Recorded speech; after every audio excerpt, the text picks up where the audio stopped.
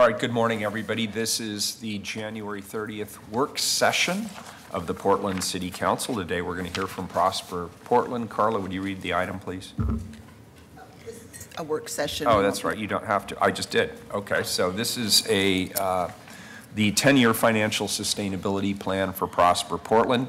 I'd like to thank everybody for being here today to begin an important conversation about how we as a city support economic growth and opportunity even when one of our traditional funding sources significantly declines.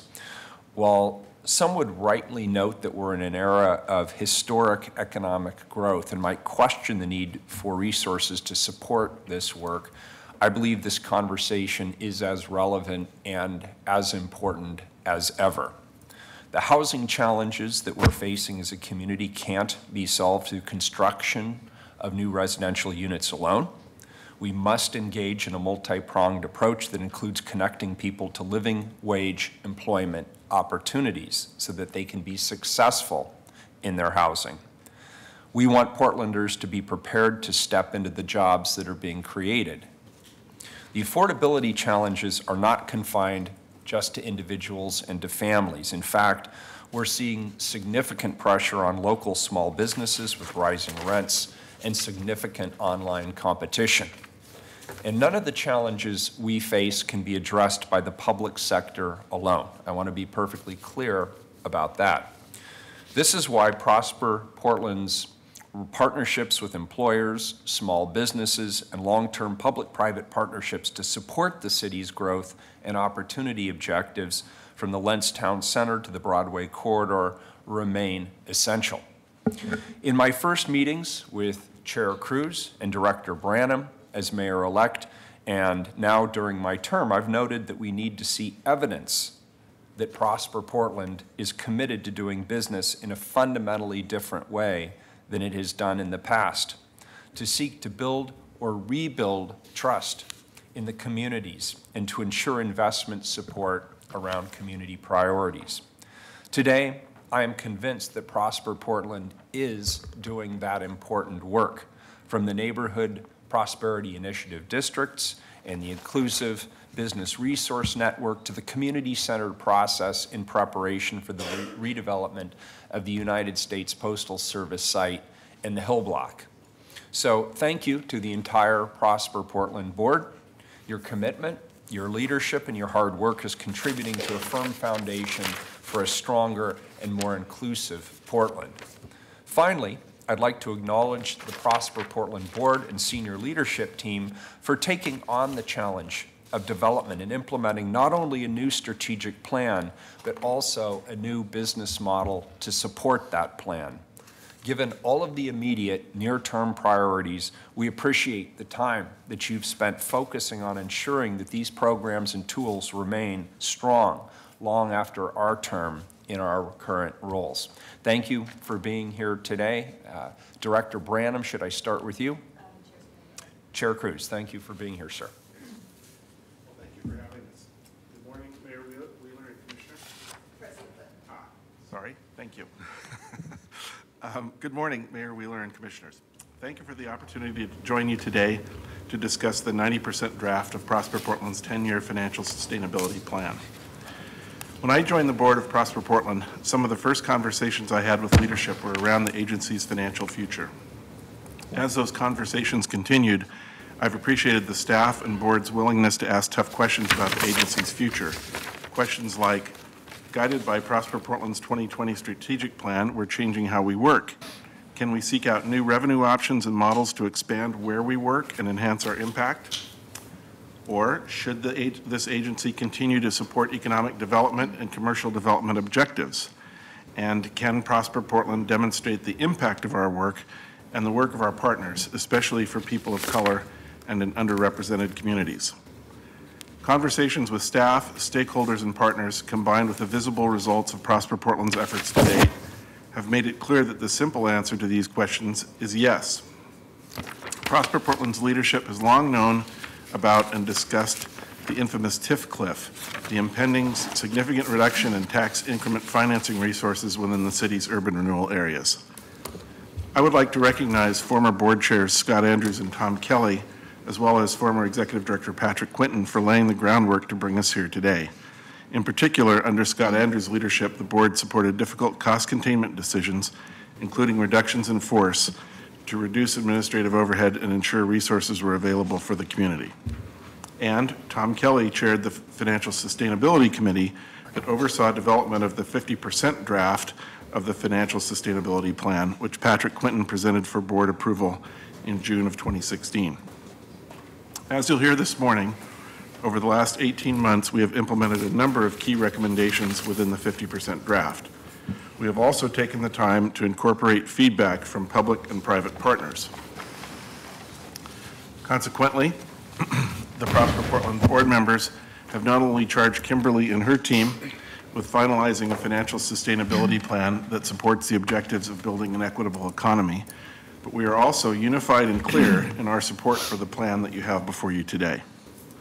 Each of us believe that Prosper Portland must continue to serve as the economic development and urban redevelopment agency for the city of Portland. No other single entity combines decades of development experience, the ability to connect the public and private sectors, and a commitment to equity and inclusion in pursuit of projects and initiatives to benefit Portlanders. Staff has identified a business plan that, using new revenue options and models, positions the agency to work more effectively throughout Portland. We would like to express our gratitude to each of you for your guidance and partnership, and for your investment in Prosper Portland to support some of the most impactful work we do. Together, we will position Prosper Portland to pursue its strategic goals in ways that deliver on the city's objectives while being effective, responsible stewards of taxpayer resources. I am convinced that Prosper Portland is singularly suited for this work, and we welcome the opportunity to finalize this long-term plan with your input to allow the agency to continue to build an equitable economy for Portlanders. Thank you. Thank you. Thank you, Chair Cruz, and good morning, Mayor Wheeler, Commissioners. I'm Kimberly Branham, Executive Director at Prosper Portland, and I'm joined by my colleagues, Tony Barnes, who's Finance Manager, and Lisa Abwaf, who's Development Manager.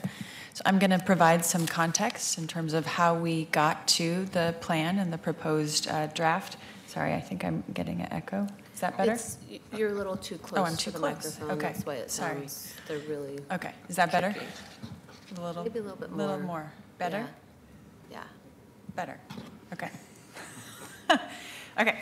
So I'm going to provide the, nope, it's still too much. I'm going to provide the context and talk a little bit about the challenges that we're facing, our strategic priorities, and give a high-level overview of the proposed plan. And then Lisa and Tony are going to dive in more detail, and I'll wrap up with some of the proposed key next steps, both with internal to Prosper Portland and in partnership with City Council. So just over, Carly, can we pull up the PowerPoint presentation? We have it, and then if you, you can follow along in front of you. So just over 2 years ago, we convened a financial sustainability committee charged with advising on the development of a business plan to guide the agency's transition to long-term financial sustainability. We engaged HR&A as consultants to advise us on this process. They brought forward case studies and best practices from across the country, and they looked into the assumptions to make sure that they were realistic in the financial model. On June 2016, the board adopted the new financial investment policy in line with the 50% financial sustainability plan, and we also began soliciting input. In particular, I'd like to recognize Tom Reinhart, who's been a fantastic thought partner, and Ken Rust, who also helped advise us, as well as all of the members of the Financial Sustainability Plan and our Budget Advisory Committee members who helped us to both consider whether the financial assumptions were accurate, but also encouraged us to really dig into the relationship between the financial model and the outcomes of our work. So over the last year or so, we have dug into what kinds of outcomes we could achieve at different scenario levels, and you'll see that shortly. So today we really look forward to hearing your perspective on the proposal so that we can take that and incorporate that feedback before returning to our board and to City Council this spring. The Financial Sustainability Plan is meant to provide the enabling financial support in order for us to deliver on our strategic priorities. As you know, our strategic plan is a 5-year plan. The financial sustainability plan is a 10-year plan, and so we anticipate that we will continue the same kinds of strategic planning activities and annual assessment to make sure that the activities that we do really deliver on the highest priorities, and that the financial sustainability plan is flexible enough to support those objectives. As the city's economic development agency, the strengths and deficiencies in our regional economy greatly inform our strategic priorities. Both near-term and long-term trends in our regional economy demonstrate significant strength, as this body well knows, with historically high levels of employment and business growth, and a noted increase in high-wage employment opportunities. Yet, as you also know well, our job growth reflects the national trends of increasing polarization and little middle-income job growth. From 2006 to 2016, the Portland metro area saw 13% growth in high-wage jobs, 18% growth in low-wage jobs, and about 3% growth in middle-wage employment opportunities. And with increased use of automation, we anticipate that this is a long-term trend. I just want to, and I hope you don't mind if we kind of have a dialogue as we go along. Yes. I was looking into information about checking into whether heights are going to actually get us out of the housing crisis. And one statistic I came across was that in the 4 years from 2013 to 2017, 37,850 people moved to Portland. 70% of those make over 100,000 a year. Yes. Yes. So it's really showing that, yes, we're bringing in those high-wage jobs, Yes. and yet that in itself is also creating disparities that then means that people can afford all the fancy apartments that are the ones being made market rate. Yes. And as noted, the strong population growth shown here at 8% over a 5-year period is a positive sign of the health of the local economy. And we also know we're becoming more diverse. So if you look at the projections between 2015 and 2030, African Americans are expected to increase by about 32%, Asian Americans by 64%, and Latinos by 92%, while white Portlanders are expected to grow by about 10%. So we're becoming more diverse, our economy is healthy, and yet, as the next slide shows, our economic expansion has highlighted, instead of diminished, the persistent inequities that exist along racial and ethnic lines. So as shown in this slide on page 5, people of color, for example, are twice as likely to live in poverty than white Portlanders in Multnomah County. Moreover, a wealth gap of nearly 10 to 1 exists between white households and Latino or African American households. And this is, as we know, the result of the legacy of policies that advantaged white households and disadvantaged communities of color. This lower net worth erodes housing choices, access to higher education, and entrepreneurial expansion opportunities.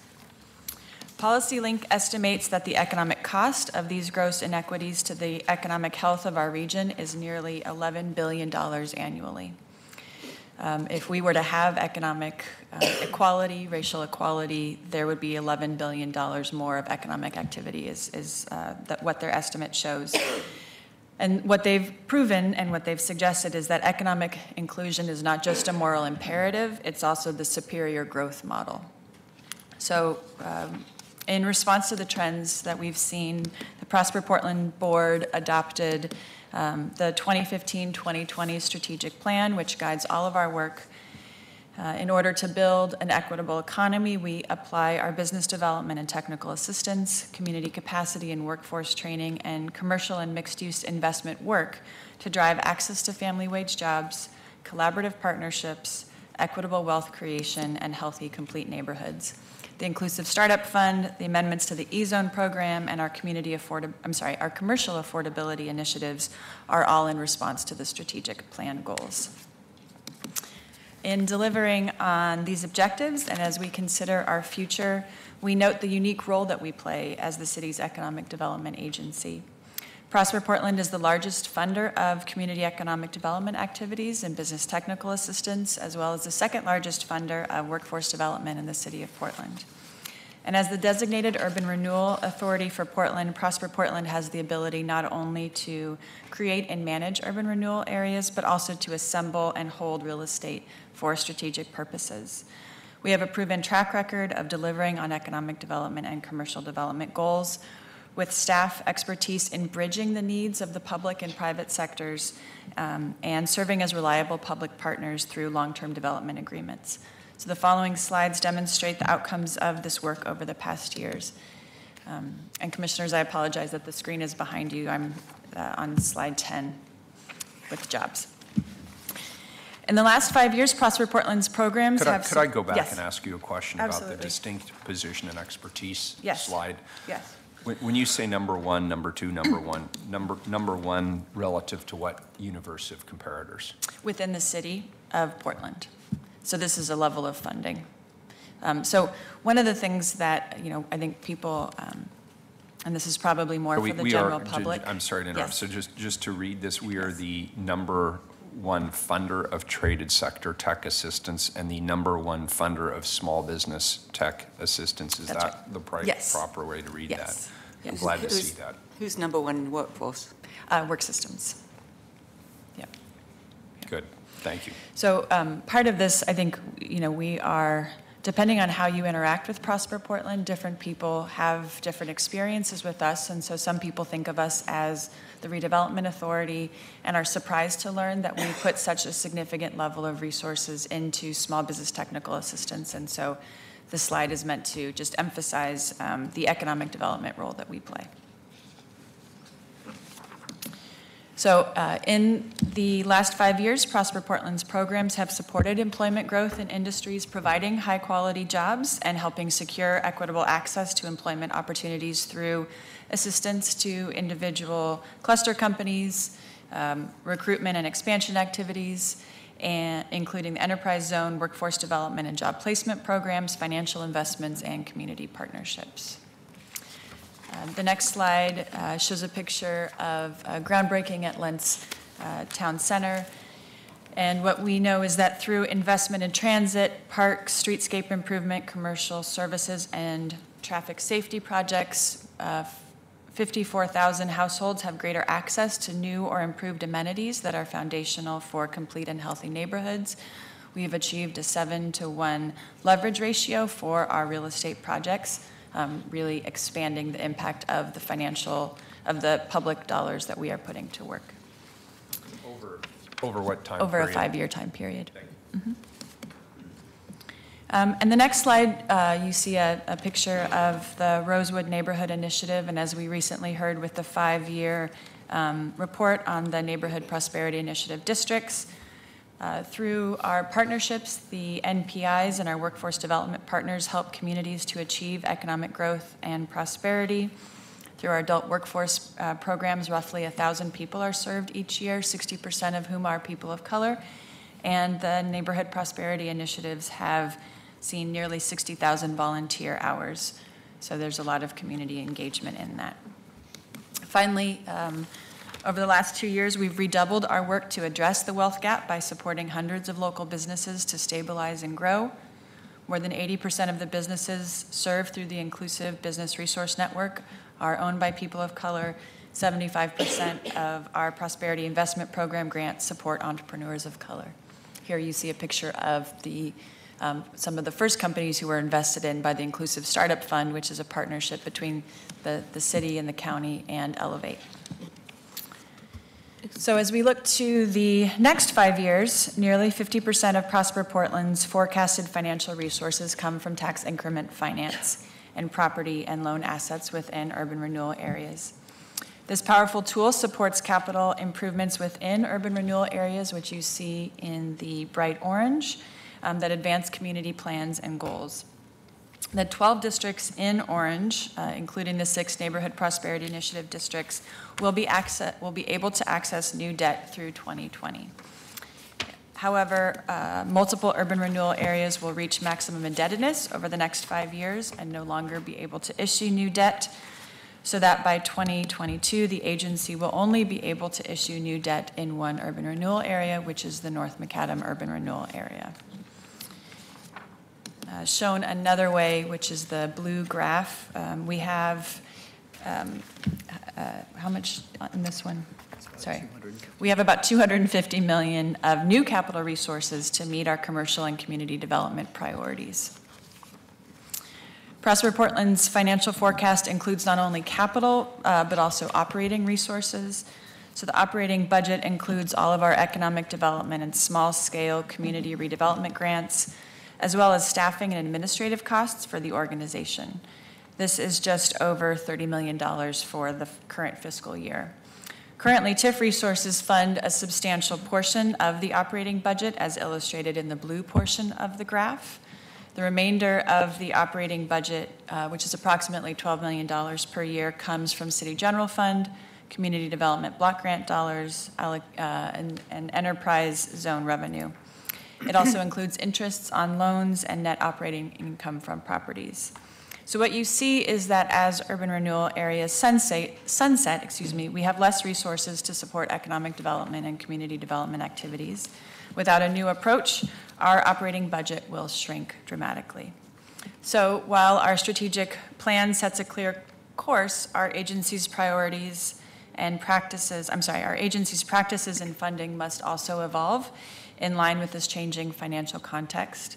And perhaps more importantly, given the human and business-focused objectives that we have, we need tools that are more flexible and less geographically constrained than tax increment finance.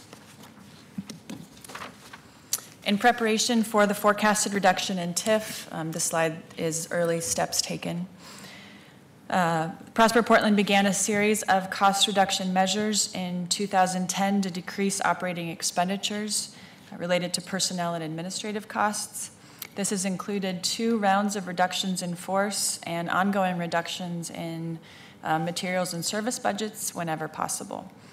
So from about 161 staff nearly 7 years ago, today we have 87 staff, and we've reduced our personnel and administrative budget by 29% in the same time period. Kimberly, what year Yes. did the housing taken out? 2009. 2009, thank Yeah. you. So this does not include any of that? No, not related Very to good, that. thank you. When through that transition, about 64 staff moved over. And so I think before the housing staff moved over, we had about 230 staff. Mm-hmm. So I would like to acknowledge the impact of these changes on our colleagues at Prosper Portland, and both to express my appreciation for their continued focus on the work in the midst of all of these changes, and to acknowledge that one of the things that the board and the leadership of Prosper Portland is hoping to accomplish with the financial sustainability plan, in addition to having certainty on investments for the public, is also to be able to have an increased sense of stability for folks who work at the agency. In charting our path forward, we asked HRNA to help us understand how our peer organizations fund their work across the country. What we learned is that most organizations continue to be predominantly funded by public sources, with 80% of economic development organizations using local public funding, such as general funds, as resources, and over 40% using tax increment finance. But we also found that most organizations had a more diverse portfolio of resources than we do today. So this slide shows a couple of economic development organizations that they use a high level of local public resources and varying degrees of earned income or intergovernmental resources to fund operations. So for example, the city of Chicago has a higher dependence on resources from the state of Illinois. Los Angeles County Economic Development Trust Fund began using Boomerang funds to support economic development after the dissolution of urban renewal in the state of California. And the New York City Economic Development Corporation has a much higher dependence on earned income from real estate, so that the real estate portfolio actually serves as the primary revenue source for NYC EDC. If you were to think about one way to think about the financial sustainability plan is that we hope to extend the arrows so that we have a more diversified stream of resources that goes from more intergovernmental revenue and more earned income, and that a higher preponderance of resources that support us come from earned income.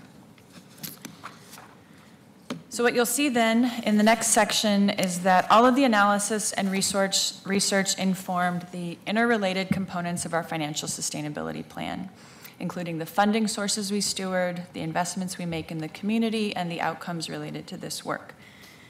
As is probably quite obvious, changes to any one component directly impacts the other. So we've spent a good deal of time trying to define, to balance, and to rationalize the outcomes that we hope to achieve with the investments that with a realistic assessment of the funding sources we can access or to create. And so the high-level framework that we've developed aims at meeting this balancing act and includes 4 major parts to be implemented over the next 10 years. So when fully implemented, we should be able to maintain a $30 million per year operating budget and to backfill for the reduction of TIF. The following actions are intended to be implemented in this order, with optimizing remaining resources being the immediate term priority. This priority is to pursue and adopt an impact investment approach for the remaining tax increment finance resources and the existing real estate assets that we have, optimizing both the financial return and the public benefits to return a blended rate of return that is both consistent with agency values and informed by market performance. The second priority is to secure additional funding to to support economic development and community development programs to offset the loss of TIF. This includes both a portion of the resources returned to the City of Portland when URAs retire their debt, as well as new state and federal funds like new market tax credits. And the third and fourth priorities are to apply our core real estate and business development expertise towards mutually beneficial partnerships with public agencies or community partners. So before Lisa and Tony dive into the specific components, I want to be explicit about the fact that this really represents a new approach, but not a hard and fast blueprint.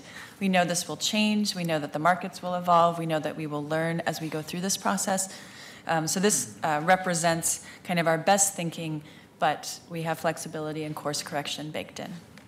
So with that, are you next? Lisa's next.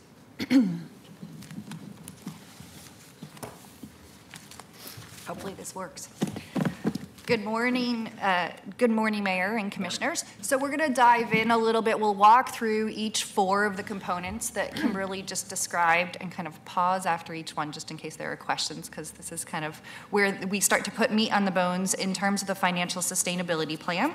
So as Kimberly mentioned, we started off by looking at best practices and really thinking about how do we look at the dollars and the real estate assets that we as an agency have in hand.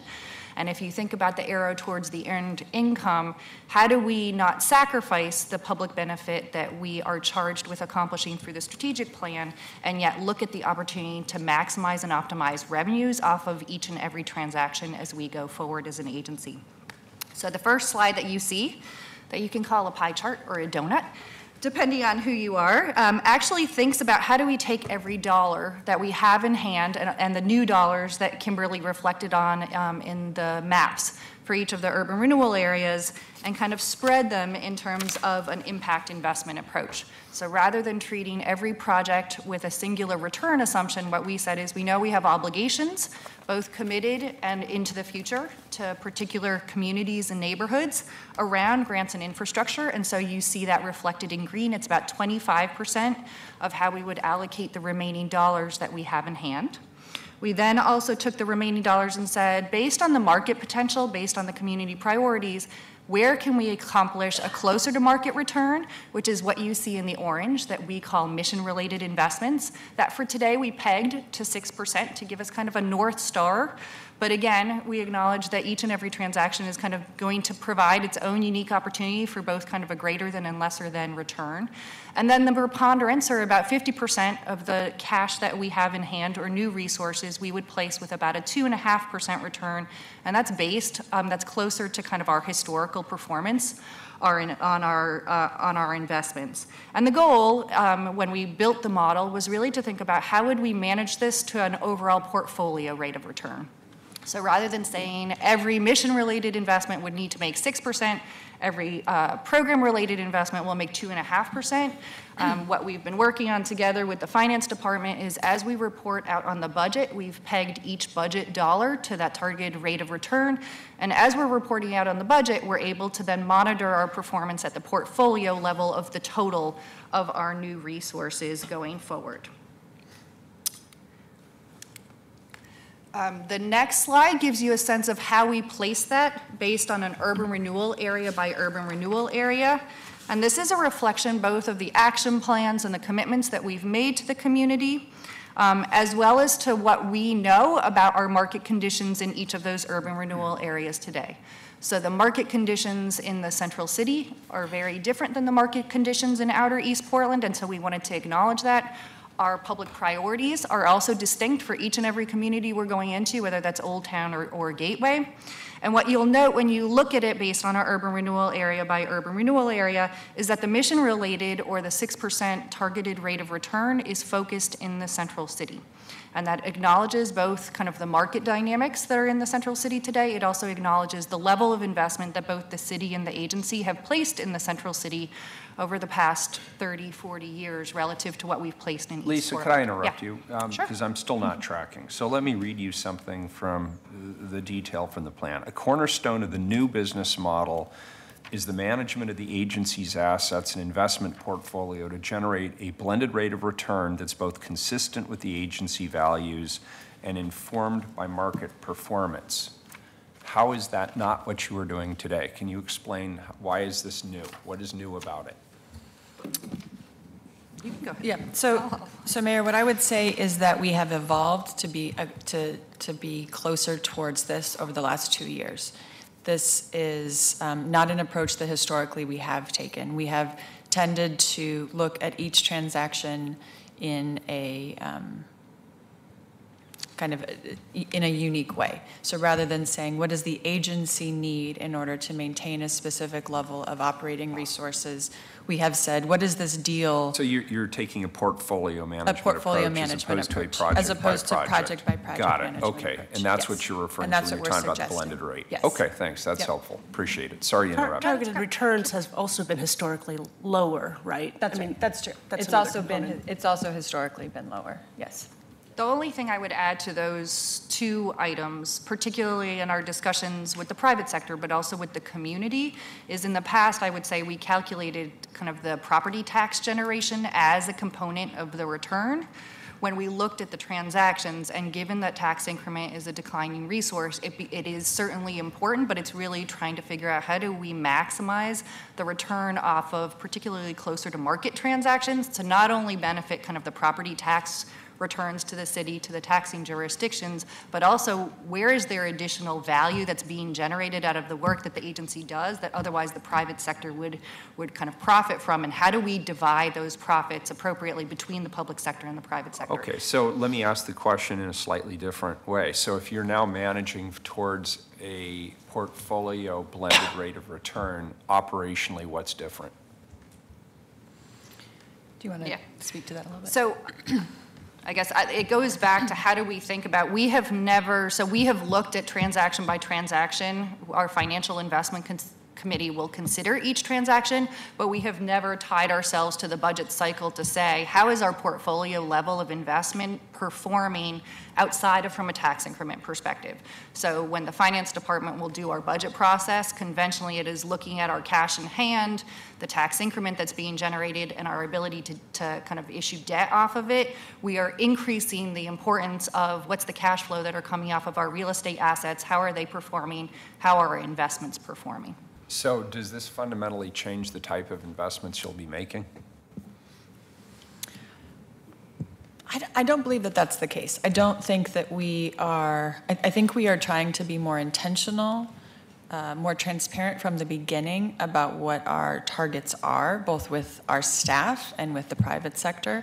So if you look at our investment in the Pioneer Place, for example, we've effectively used this model. We've used it historically in different cases. I think we're trying to be really clear and thoughtful about what our objectives are.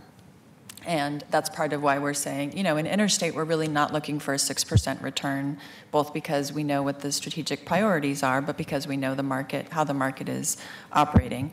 I think looking at Central City, we believe that there are places where if we don't structure the deal this way, you could privatize a level of benefits that exceeds the level of private investment.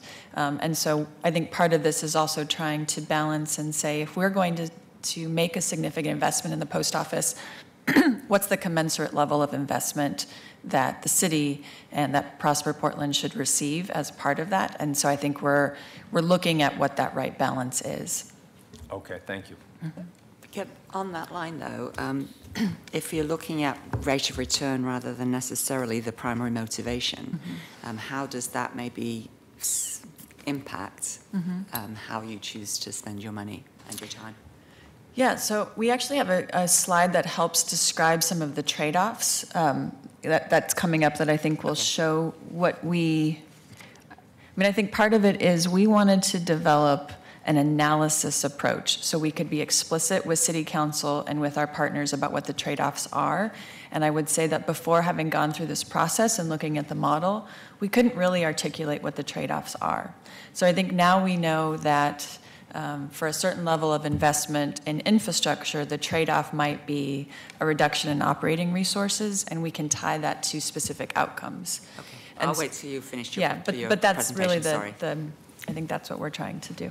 I'll hold my questions till No, then. no, Thank it's you. okay. I think it's the next slide or the following slide. Yeah, it's the following slide. The only thing that I would add, I think there's kind of a unique conversation where we think about how do we invest in infrastructure, but in fact, we're also looking at how do we creatively do that with our partner bureaus.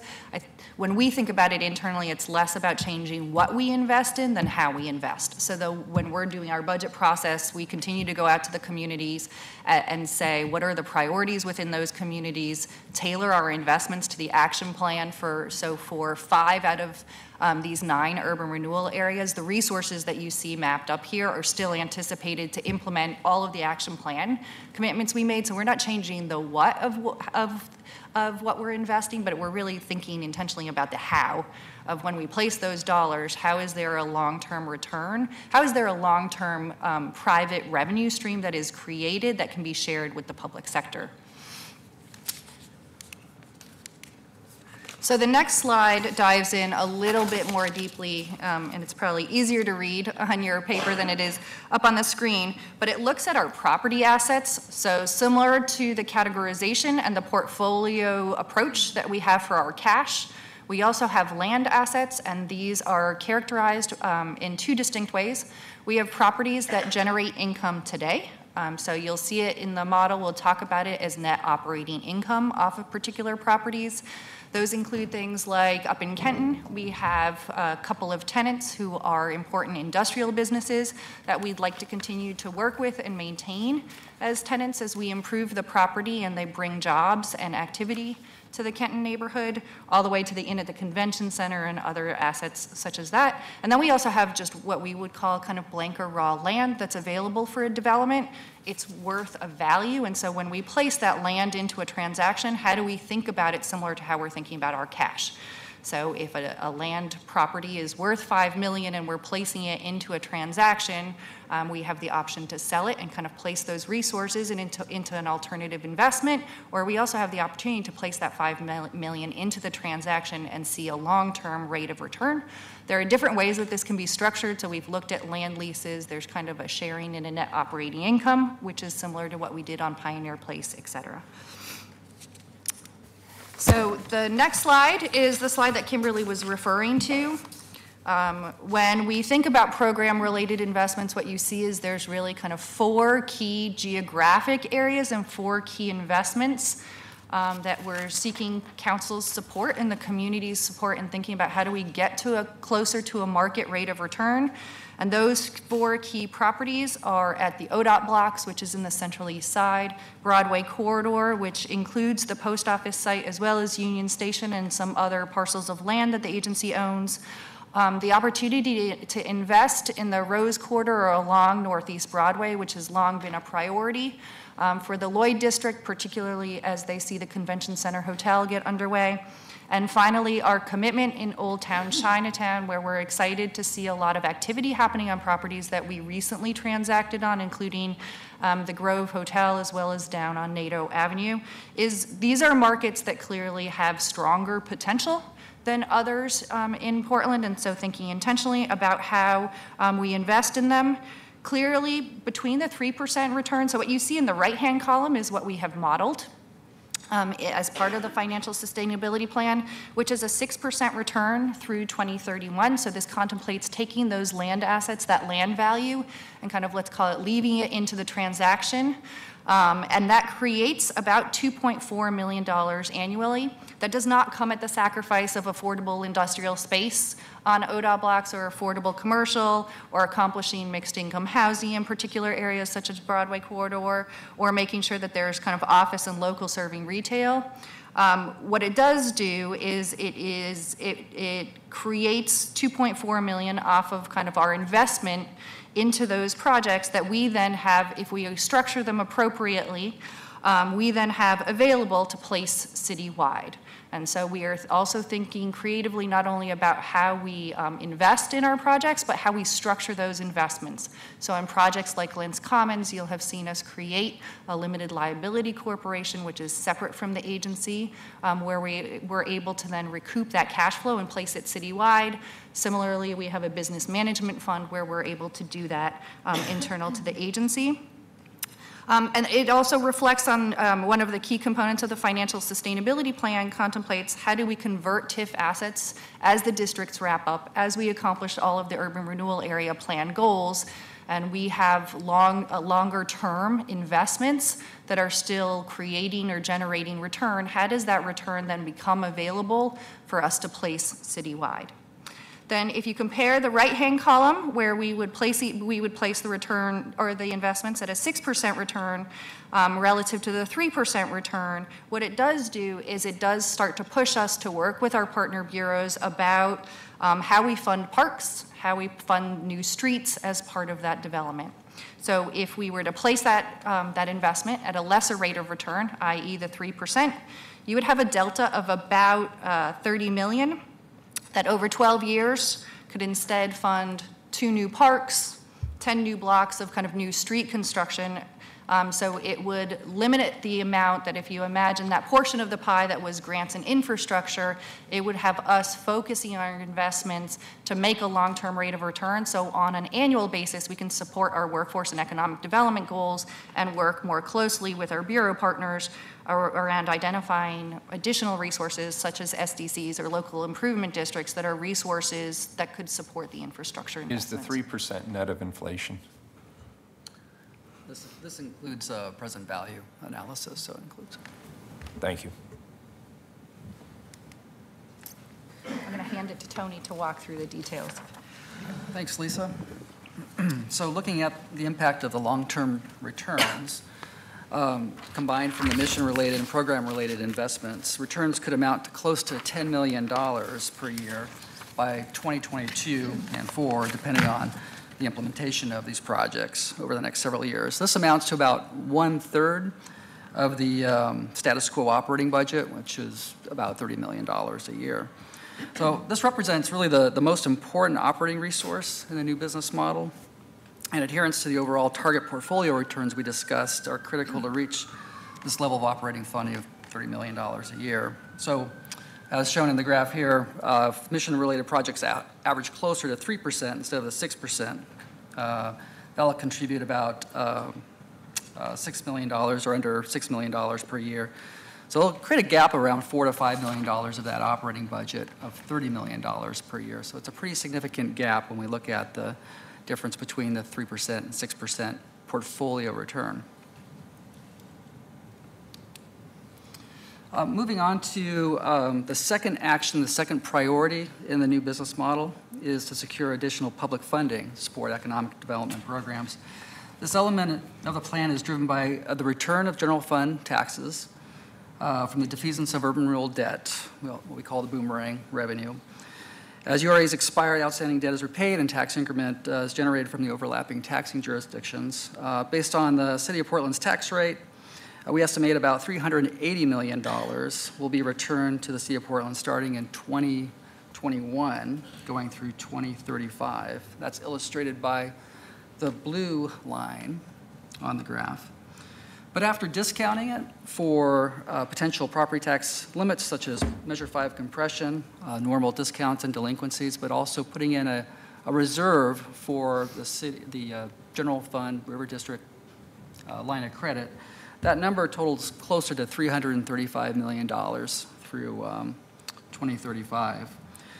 So looking at the green line, that's 25% of the yellow line, or the orange line, and coming back, which is about $84 million through 2035. This averages about $4 million per year. So it's a significant component of the overall $30 million target for an operating budget, but it's secondary to the optimizing remaining resource that we walked through. Looking at the impact of the boomerang in a little bit more detail, it's critical.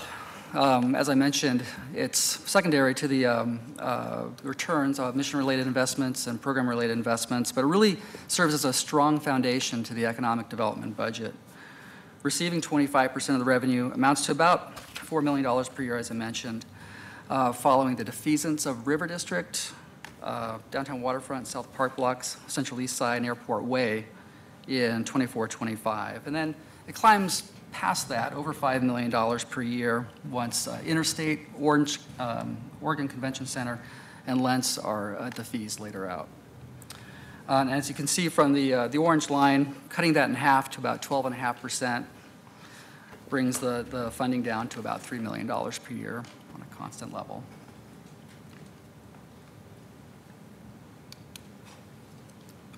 Sure. So in addition to or beyond kind of thinking about what are the additional opportunities for public funding from the city, we've actually done some early starts in looking at both programs that can support our operating as well as our capital needs that are either state or federally sponsored programs. So we recently launched what we call the Property Fit program, which again, if we think about both our climate action plan as a city and county, as well as our commercial development goals as a city, Property Fit creates a new financial tool for private owners and businesses of commercial property to leverage energy savings into resources for them to invest back into their buildings. We recently actually expanded it also, so as some of the kind of both seismic policy and financial markets shift, that we're able to use that tool for seismic improvements to buildings as well. We sponsored the creation of a community development entity, and we have placed an application for new market tax credits, which is a federally funded and sponsored program that would create resources that are available for capital projects. It's something that the private market has long used, and we would receive an allocation that then we're able to kind of tag team up with the priorities of council and our board for placement in key neighborhoods that we'd like to invest in. And then we've also started conversations, and you'll see it's kind of an anticipated action over the next few months to come before council with. There's a program that's called the Regionally Significant Industrial Sites that is sponsored by the state of Oregon that makes available a reimbursement of resources spent to kind of prepare a site for commercial and industrial development. And it's based actually on the income tax that comes off of the types of jobs and the jobs that are then housed on that site. So the next slide also provides some examples of kind of early starts to our thinking around the third component of the financial sustainability plan, which is to leverage the internal skills and knowledge that we have within the agency around commercial development, leasing of space, as well as our small business technical assistance and work with entrepreneurs. So this contemplates both our involvement with acquisition, redevelopment, and other commercial development activities to accomplish our strategic plan goals, the city goals around commercial space that is managed or owned by our bureau partners or other public partners. The two pictures that you see here on the left side is the 10th and Yamhill Garage, where we're partnering with the Bureau of Transportation in leasing at that space in a way that will increase vitality, support the downtown retail strategy, but also further our small business goals where we're working with entrepreneurs of color, smaller retailers, commercial who are interested in access into the central city area and or we're able to manage the lease rates. And so you'll see this as part of our commercial affordability program that came before council late last year. And then on the right side is a project that's out at 106th and Halsey out in Gateway that we're partnering on with the Portland Housing Bureau and Human Solutions, who will be developing the mixed income housing. We currently own the land, so similar to what I described previously, what we're looking to do is continue to own and operate the commercial ground floor of that housing project that will abut the new park. And then we're able to tenant it both in a way that seeks kind of long-term return, but also aligns with our strategic plan priorities of supporting small businesses. So the fourth component of the plan is to seek new revenues, both operating and capital. This includes maximizing fee revenue from the agency's core competencies around economic development and development services. This also includes looking at new TIF districts in a strategic manner and ongoing applications for the new market tax credits beyond the initial application that we have. So in this graph, we overlay the additional capital resource that could potentially be generated from new TIF districts that's shown in orange, and new market tax credits shown in the light blue. That's in addition to the darker blue, which was the existing decline of existing TIF resources, new resources we showed earlier.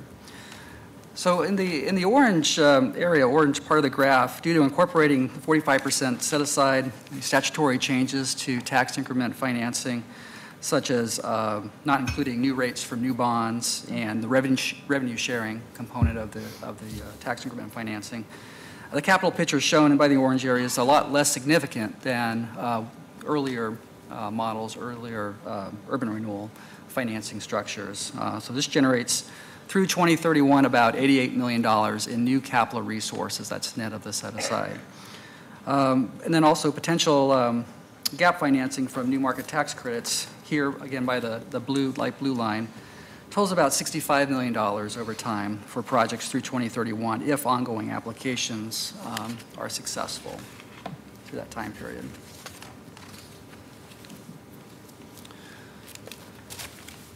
As we refined the business model over the last year, we explored and calculated several scenarios for what the outcomes and what the public benefit would be from additional resources in the operating budget. So looking at each funding scenario, we calculated what the yield would be and what the outcomes would be, looking at and based on the current operating budget of Prosper Portland, looking at the $30 million operating budget, use of general fund, community development block grant, enterprise zone resources, and operating resources from TIFs that are used on grants and support of projects. In addition to current resources, scenario A incorporates the new resources from mission-related and program-related investments we spoke of, as well as the 25% Boomerang and potential new URAs and new market tax credits. As shown by the blue dotted line on this graph, the combination of resources in scenario A sustains the funding after the early 2020s at the $30 million status quo level. And this effectively replaces the current funding from existing TIF districts used to support the operating budget. So if we extrapolate this over the next 14 years, scenario A could help support generating close to 15,000 jobs, over 440,000 volunteer hours, and $32 million in leverage for neighborhood-focused programs. Provide workforce training for over 19,000 participants, over 13,000 would be participants of color, and provide technical assistance and support for over 4,600 businesses, over 3,000 would be businesses of color. And that's based off of current operations, current programming. Through the budget process, as we discussed, these could be reallocated through Does the that annual bottom process. line mean that you would add 24 economic development staff and a total of 79 staff? On the staffing side, that would be the total level. Right now, we have 22 staff in economic development. So in 2031, the level would be 24, so it would be a net addition of 2. Total staff is 86 in the current year budget, and that would be reduced to about 79 in this scenario. So some of the reductions overall would occur on the development side related to the decrease in TIF as well as administrative staff. Thank you.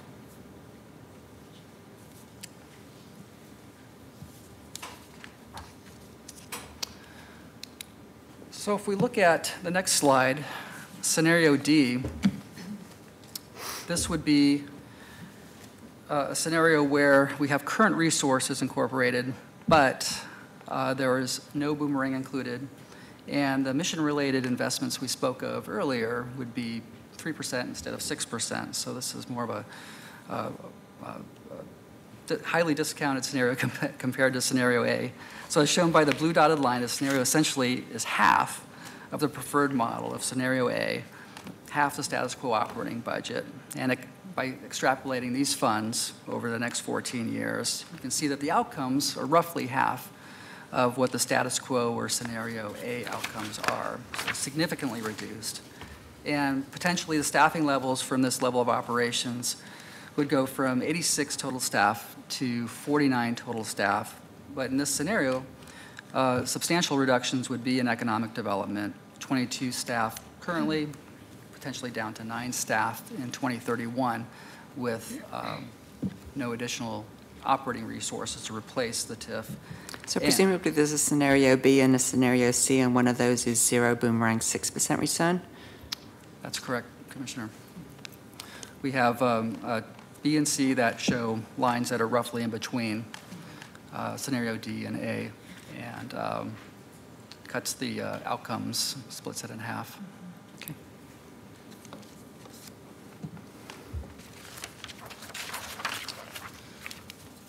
So in looking at the risks to the model, we have risks, both the current resources, and then for new resources, there's internal risks and external risks we've identified. The current risks to the current resources are economic or policy changes impacted by the City General Fund, Community Development Block Grant, and Enterprise Zone. Our current model does have discounts to Community Development Block Grant built in to be conservative, but there could be further action that would reduce that. Internal risks to new resources include the failure to reach lending targets, we're unsuccessful in structuring or funding projects to yield the returns, competition for return property tax, the Boomerang resources, and failure to secure or place new market tax credit allocation in future years. External risks include changes to the overall Oregon property tax system, major recession, and elimination of the new market tax credit program altogether. Do we have any sense of if that's coming out this year or next year? The new market tax credits? Yeah. You know, we've been watching this closely, and so far we have not heard either way. Exactly.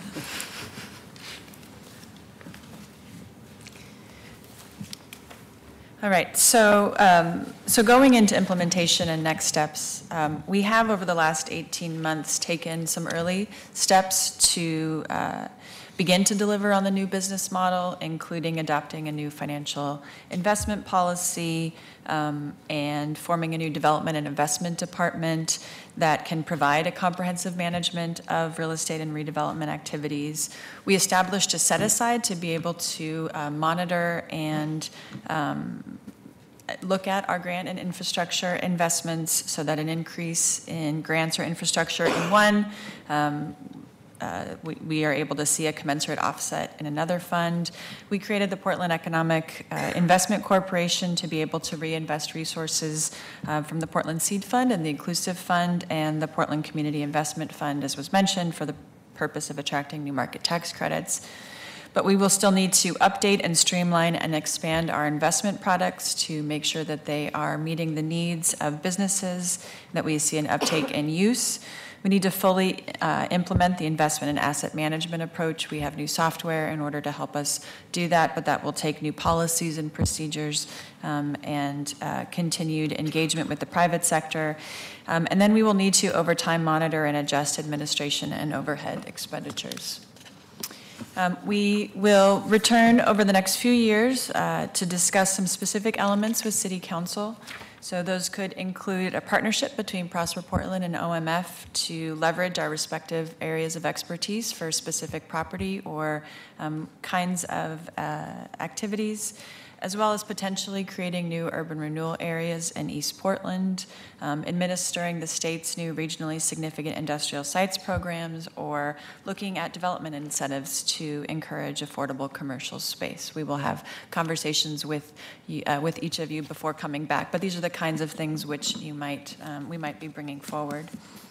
In the near term, we hope to, in the spring, come back with a resolution that would support Prosper Portland's board in adopting a portfolio approach and specific targets for projects like the post office and the ODOT blocks, as well as dedicating 25% of the returned property tax resources to provide a predictable level of support for economic development in line with Scenario A.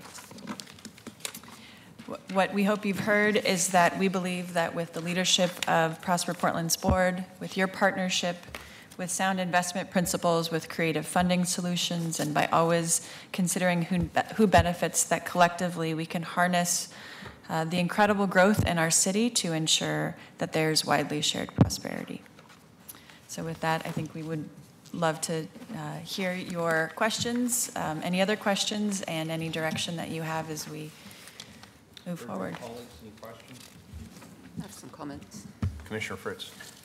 First of all, thank you very much for all the work that's done by both the board and the staff. And Commissioner Fish started talking about this when he first got housing in 2009, the tax increment finding cliff and the expectation that the revenues were going to change. So this has been coming a long while, and I've been kind of following it in the 50%, and now we're at 90%. I want us all to take a step back to be talking about what do we want the Economic Development Agency of the city to do, rather than how do we keep funding Prosper doing the things that you've outlined. I mean, are all the things that you're doing now things that we want to continue doing? Something that springs to mind is the cluster developments. I don't know how much you're even doing on that, but there are certainly some parts of your portfolio that I'm very enthusiastic about: the support for small businesses, the neighborhood prosperity initiatives, potentially some of the new ways of doing things and helping us manage programs, properties. That's all great. Those other economic development agencies that you listed, are all of those independent agencies, or any of them independent, or are they integral parts of the city or county government? The majority of the organizations have an arm's length relationship and tend to be the Urban Renewal Authority. There are organizations like the Planning and Economic Development Department in the City of Chicago that is an affiliate of, it's a city agency. So it's not uniform, but the majority are somewhat standalone. And I've certainly supported it while Prosper has been mainly doing tax increment financing. That seemed entirely appropriate.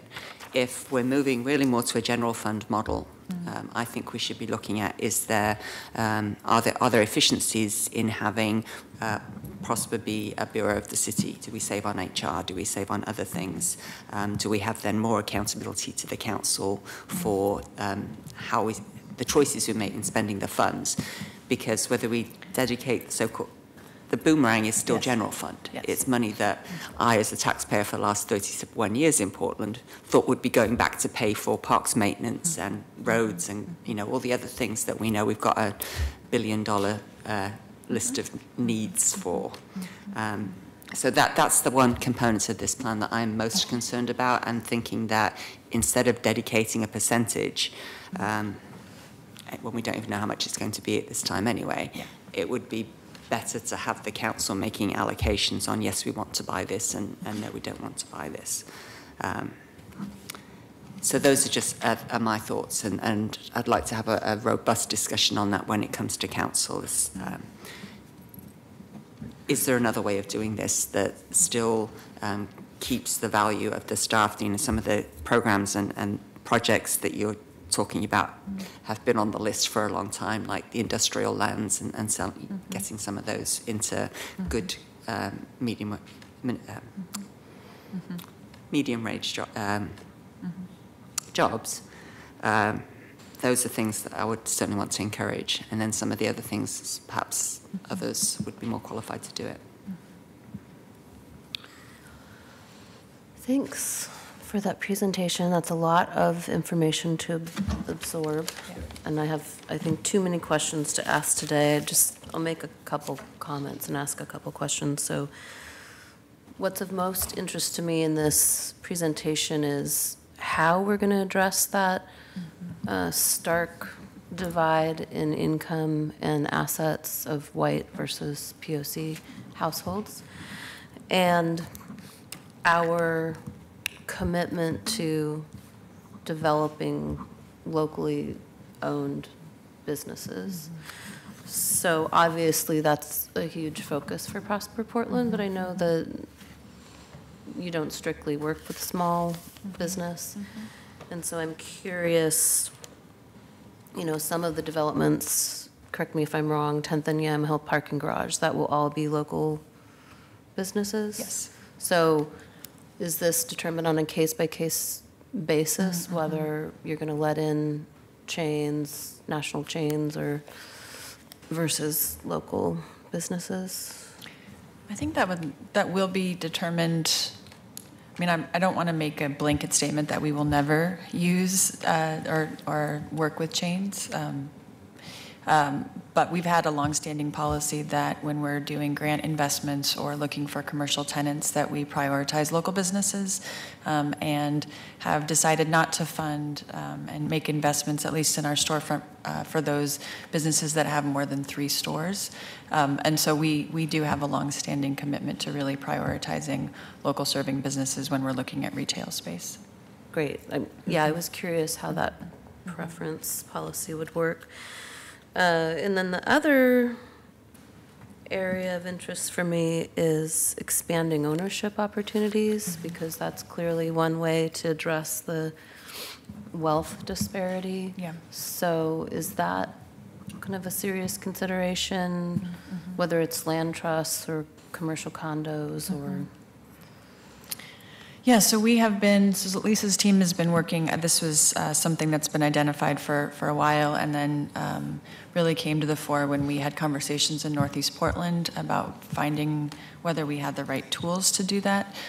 So we've been engaging with long-term property owners to see how we can amend our financial tools so that it works for people who have either businesses who would like to own their space, or who have properties, but not necessarily the resources to redevelop them. And so I would say we are right now piloting and haven't yet come up with a kind of scaled solution, but are looking at individual options and opportunities. I guess one of my big concerns with this is if rents on these properties become a more significant part of your budget, how do you balance wanting to preserve affordability and expand those ownership opportunities when you're depending on the rents? Yeah.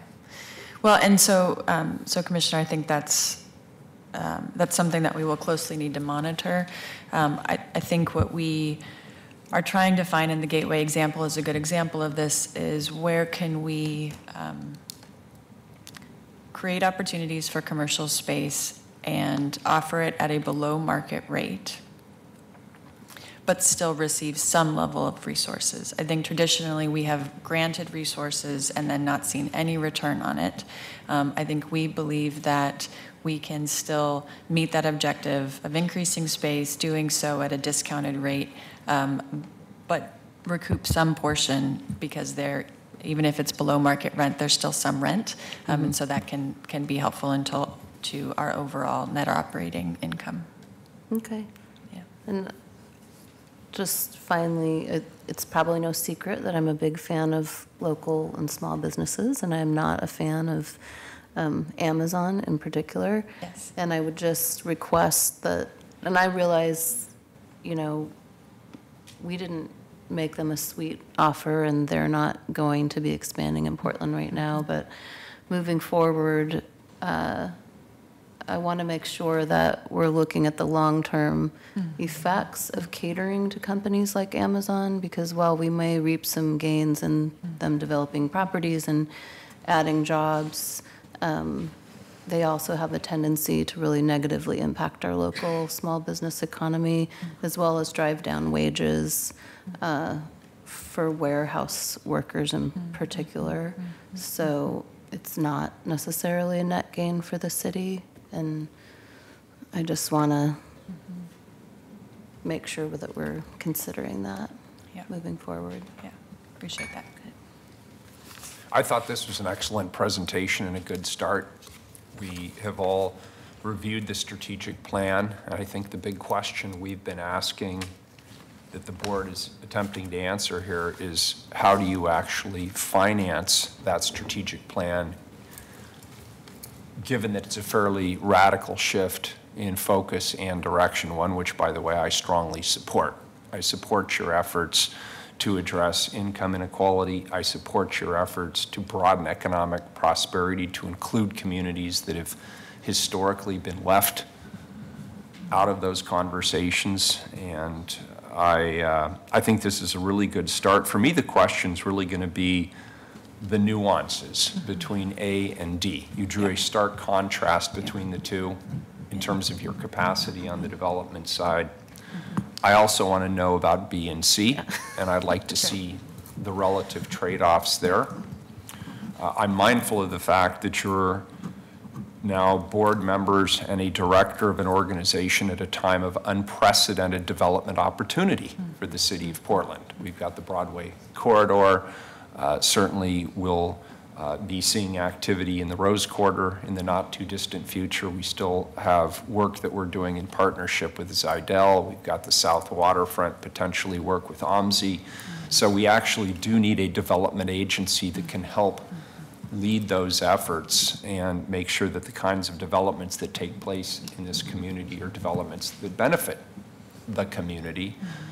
You've also got all of these economic prosperity initiatives that people sometimes forget about around small business development and entrepreneurial support. I think that's very important given the economic composition of the city and our focus on small businesses and entrepreneurial opportunities. And so I don't want to lose that.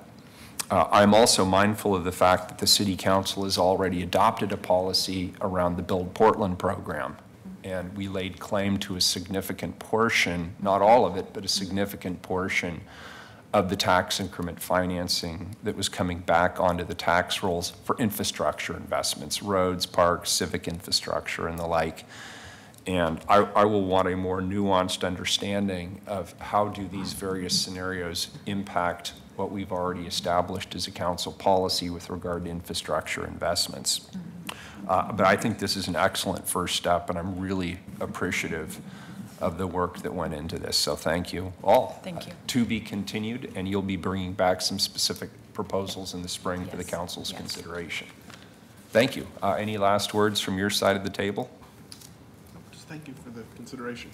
Thank you, Mr. Really Chairman. appreciate the time. Thank you, Director. Thank you all. We are adjourned. Thank you.